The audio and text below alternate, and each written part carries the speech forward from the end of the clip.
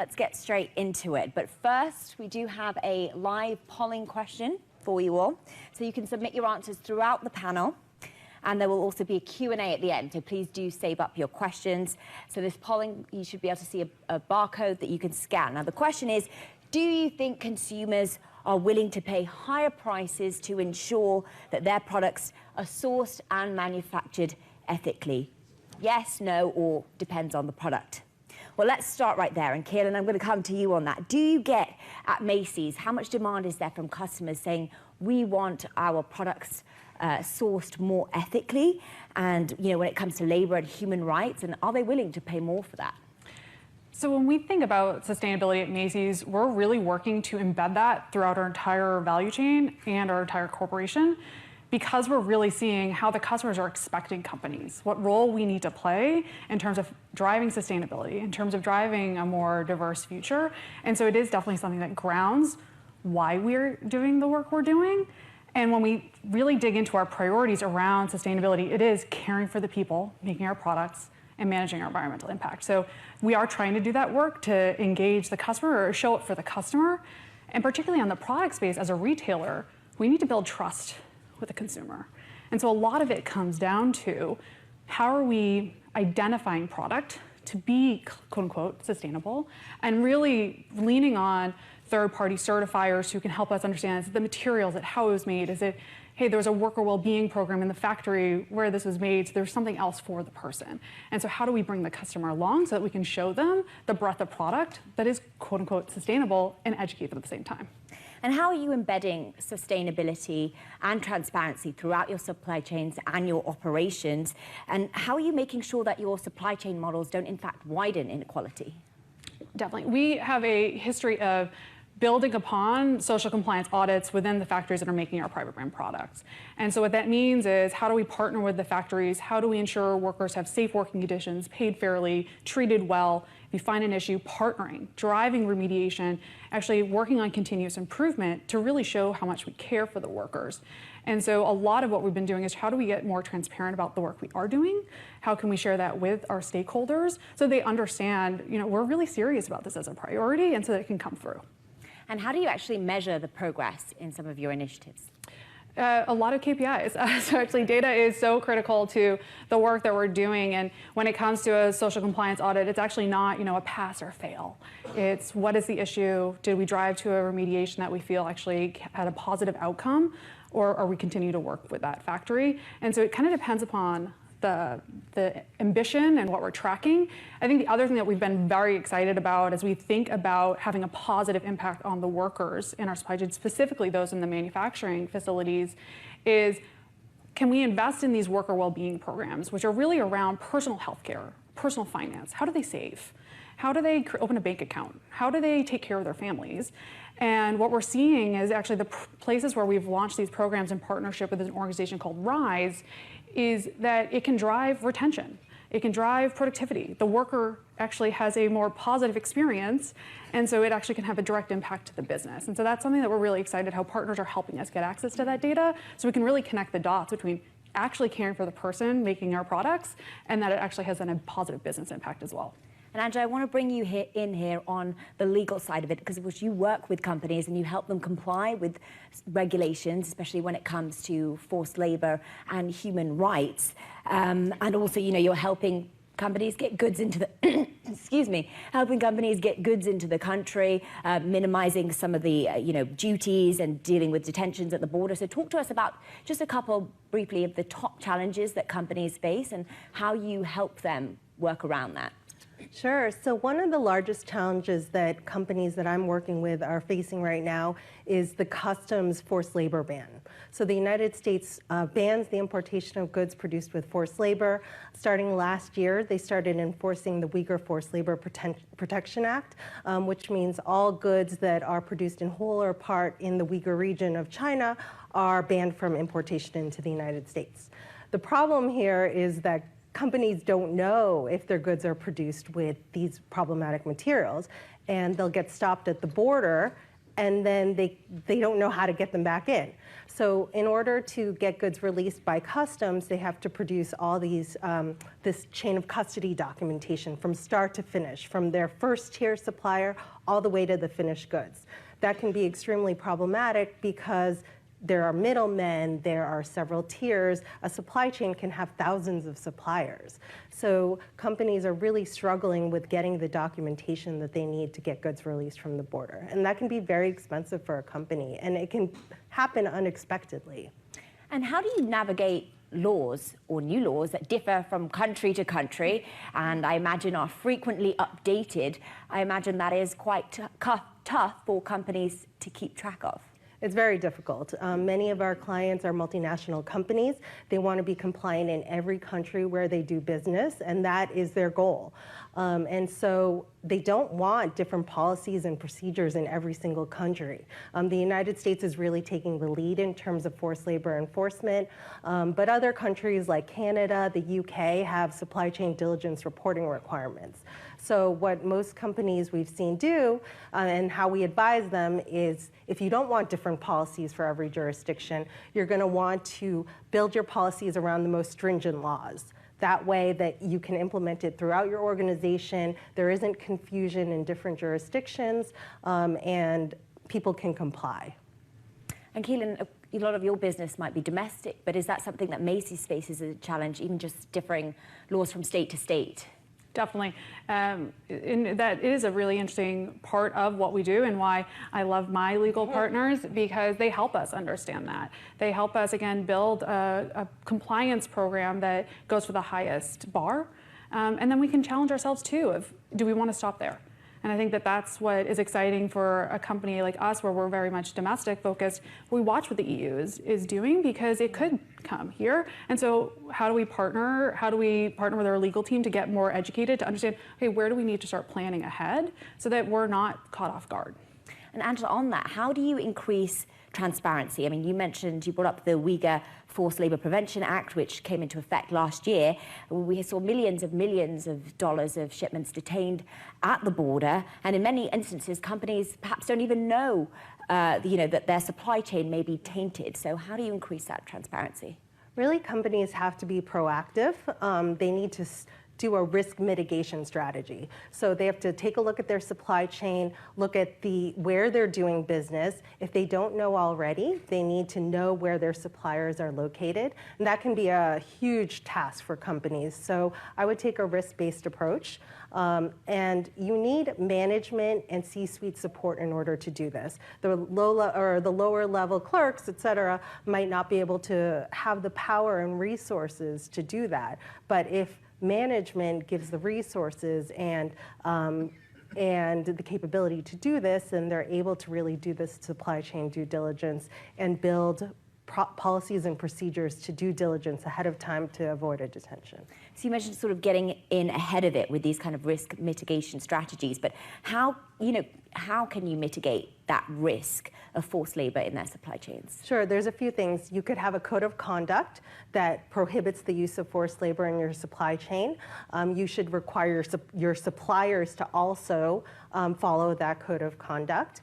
You should do supply chain due diligence, doing a risk-based approach, and that may require technology.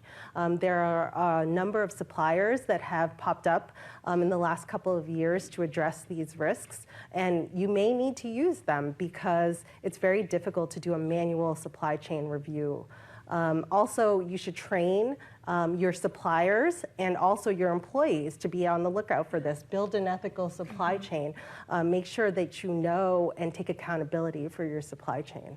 Can you actually quantify, when it comes to supply chains disruptions in the kind of labor aspect, of how much that could actually cost a company? I understand it would vary from industry to industry, but maybe roughly? Sure. And this really depends by industry, like you said. Historically, the United States has been focused on solar, agricultural goods like tomatoes and cotton and apparel.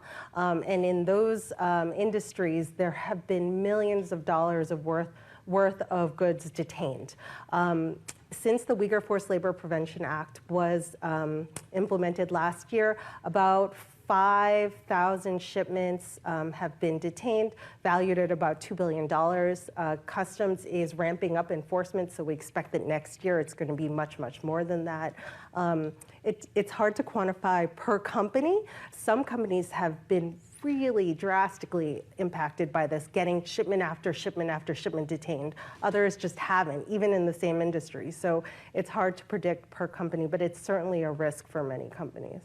And on that, from the financial side, if you, either of you, speaking to investors, when you speak to them, how much of a risk is ESG in complying with regulations, and what is kind of the biggest concern from an investor's point of view? Is there a financial case really to be made for this?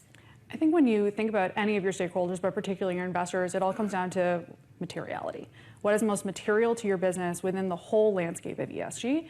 And really making sure not only is your proactiveness, but your fundamental strategy on sustainability, it has to be crafted around your business, what matters to your stakeholders, your customers.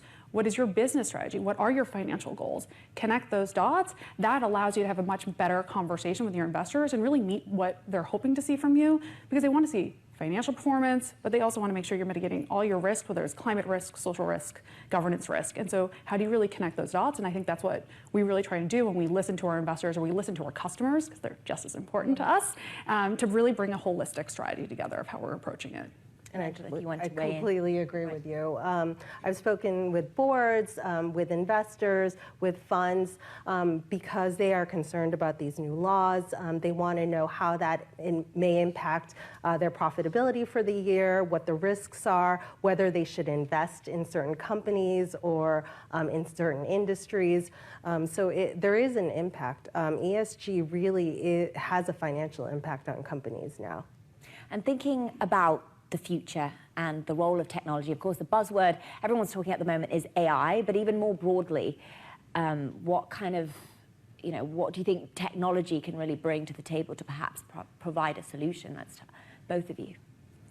I think for us, it really starts with, do you have the data in the right place, or do you have KPIs? And so we really try and ground ourselves across any ambition that we have in sustainability on, okay, how are we going to measure progress there? And then are we going to get the data? How are we going to get the data? So even this past year, a lot of our work has been with our data analytics and our data governance team. Okay, are we setting up the structures internally so that we know where this data will live within our systems? How do we pull it together? Because then you can actually empower the teams on great decision making. And that's where it comes back to this idea of how do you actually embed sustainability throughout your organization? Well, you have to give them the right data so they can make the right decisions. They can actually say, oh, we are making progress, or there's risk here, or wow, that actually informs material risk, financial risk, and they're connecting the dots themselves. So it's not all just the sustainability practitioner. It's actually with also the people in the business. And Angela, can AI provide any sort of solution?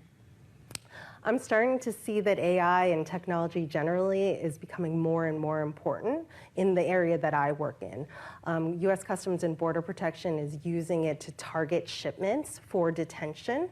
And on the flip side, importers are using it in order to help better inform them in terms of their supply chains. Because as I said before, companies are having problems with tracing their entire supply chains just because of the sheer number of suppliers that might be in their supply chain. So there are a number of AI suppliers that have really started up in the last few years that help companies with tracing their supply chains. They use public data, government data, manifest data, bills of lading to really trace goods from start to finish. And it's not perfect. There is no silver bullet. There is no one-size-fits-all solution. But AI can help you at least identify risks and see connections where you may not have seen them before. On the other end, there's also one of the largest areas of detention has been apparel based on cotton from the Uyghur region. And there is this new technology that allows for isotopic testing of garments. So you're able to tell by testing a shirt where the cotton came from, which is pretty impressive. And that might extend to other commodities. I hope it extends to other commodities in the future because it would help me a lot. That's fascinating. Keelin, in terms of your current initiatives, how can you build on those, your current sustainability initiatives, and what could Macy's be doing better or improve on? I think what we really ground ourselves in is Retail is a team sport. Sustainability is a team sport. There's nothing we can do alone. And that's really how we approach our initiatives and approach the idea of getting better. So it's not just working with internal stakeholders, it's brands, it's suppliers, it's nonprofits. And I think that's what actually has been very exciting for us, is engaging with some amazing nonprofits who are doing amazing work, whether on the social side, the environmental, or the connections where actually, if you have a positive environmental impact, you can have a positive social impact. And how does that help further our ambitions? So in this past year, we actually engaged with World Wildlife Federation on some goals for water usage, particularly in areas of high water risk, so areas with high droughts or there's water contamination. So how are we gonna have an immediate impact on that? It's gonna have an impact on the communities, it's gonna have an impact on the people who are working within our supply chain. And so that gets us really excited of how can we keep going further on things like that. And how can you embed this culture of sustainability and thinking about human rights throughout the organization, from kind of top to bottom, so that it is this topmost priority? We're really excited. Last year, we announced a social purpose called Mission Everyone at Macy's, and it's really grounded in 3 pillars of people, so really our diversity, equity, and inclusion initiatives, and we have a long history of advocating for diversity, equity, and inclusion, both internally and externally. Our community work, so really our corporate giving, our grant giving, working with nonprofits, and then Planet, so really my team around sustainability.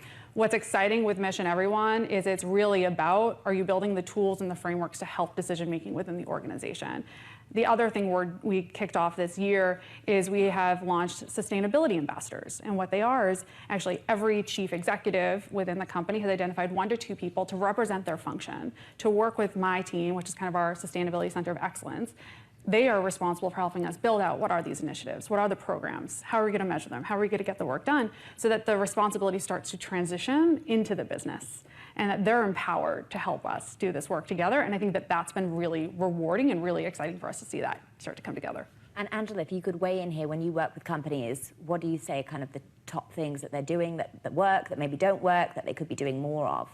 I think to your point, it's exactly right that it has to become a culture, a culture that is pro-sustainability from the top down and throughout. And we're seeing it more and more because customers want this, investors want this. So if it becomes ingrained in the company, it becomes something that everyone strives for. And then it's not just a matter of cost, because of course there is a cost to sustainability. I know that you might not get the cheapest costs, or your materials may not be as inexpensive because they use less water or they're sustainably sourced, but it's important to people, and if it's important to a company, they'll make that investment. Wonderful. Well, we are running out of time a little bit, but thank you both for your insights. And I'd like to go back to the live polling question. I'm wondering if we can get the results on the board here that we can see. It was, do you think consumers are willing to pay higher prices to ensure products are sourced and manufactured ethically? And you can see on the board there, yes, seems like 27%. Depends on the product, 57%. And no there as well. But thank you so much. I think we have some Q&A now, and Meg is going to lead that for us. Great. First one is back to the technology question. Any thoughts on blockchain and how blockchain can be used? I'm definitely not an expert on that. I think it just continues to show that there are ways where you can connect, and we require a lot of innovation continuing to happen in the space. And that's why I say it's a team sport. You know, we might not be able to solve it ourselves. So who are the partners who can go really help us understand the technology options, and how do you bring together things like AI, blockchain? There's really smart things out there. Help us bring those together to provide solutions to those within the industry. Wonderful. Next one is, oh, sorry, go ahead. Oh, no. I think blockchain would be helpful, but there has to be an infrastructure in place because that requires every part of the supply chain to have the technology for those digital IDs, et cetera. So will your cotton mill have that? Will the farmers have that? How do you trace that? So an infrastructure has to be implemented so that that can be successful. So what does Macy's do for responsible disposing of waste? So we were really focused on this and have an ambition to actually divert 80% of our waste from our direct operations from landfill. So we were actively working on this. And when you think about our operations really domestically, one of our major focuses this year has been around cardboard. Think about it. How many cartons of goods, how do they arrive to our supply chain, how do they arrive to our locations? And then how do we make sure we're actually using technology to help us understand how much of our cardboard coming in is then actually going out to a recycler? And so it's been really exciting to have reporting and the ability to use actually RFID tagging to help us actually weigh how much cardboard are we taking out of the stores to send to a recycler so that we can identify where we have opportunities and processes and gaps in knowledge and awareness so that we can create the right programs to continue to drive that. So it's actually quite exciting to see, again, how technology is helping support even waste reduction goals. One other for you, sorry to, I'm grilling you. Have you stopped selling, has Macy's stopped selling certain products or brands based on concerns around supply chain? No, not that it comes to mind. I'd say the way that we approach any risk within our supply chain is actually how we approach social compliance. And what I mean by that is, how do we drive continuous improvement? We'd rather continue to engage with a partner, use our influence, drive for a better solution, and see what maybe is the issue behind any of the risk or issues that we've identified. So our goal is not to go into say a factory and find an issue and then walk away. Our goal is to actually use our influence to drive for improvements. Because if we walk away, the problem hasn't been fixed. And so it's better for us, and this is actually where some of our nonprofit partners have helped us even understand this, or we leverage partnerships so that we can actually drive towards a better outcome versus walking away. How frequent must an organization conduct audits to certify the ethical you know the word I'm trying to say, of the efficiency of their supply chain? Sorry about that. And how much is dependent on accurate reporting? So every company, again, defines their social compliance program. So I can only speak to what we do here at Macy's and how we're approaching it. So when we look at the products that make or the suppliers who are making our private brand products managed by our sourcing teams, we do social compliance audits on every 12 to 18 months. And it really depends upon prior results. So if your prior results were really excellent and we don't believe you have high risk and we think you also have a code of conduct, you have standards that are high, we might audit you more towards the 18 months. Or we might just continue to come in once a year. So it is a regular, ongoing process, not one that it's one and done. It's definitely constant. Yeah. And I think it depends on risk, where the supplier is located, like you said, what you've seen in the past. Are there labor issues that you've seen? If they're located in certain places, they might be at higher risk than, let's say, Canada. So it really depends. Companies have limited resources. They can't audit every month. They can't audit every 6 months. So it's a really risk-based approach, as you said. I'll get one for you because your turn.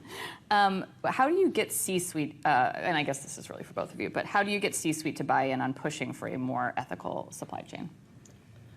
I think you tell them that it impacts their bottom line and give them a risk assessment. So some commodities are more at risk than others. Let's say solar or cotton or any of these commodities that have been specifically named by the DHS task force or customs. Those are probably more at risk, and the C-suite should be aware. If they're not doing something now, they should be taking proactive steps.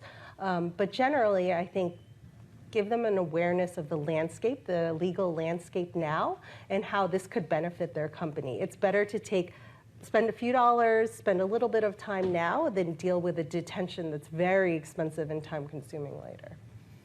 One last one that seems like a good one to end on. What are your thoughts on the poll results? I agree. I agree. Yeah. Thank you, Meg. And thank you, I think we could have talked for a whole lot longer on that, so thank you both for your very insightful views there. So I want to thank Keelin Evans of Macy's and Angela Santos of ArentFox Schiff. Thank you very much.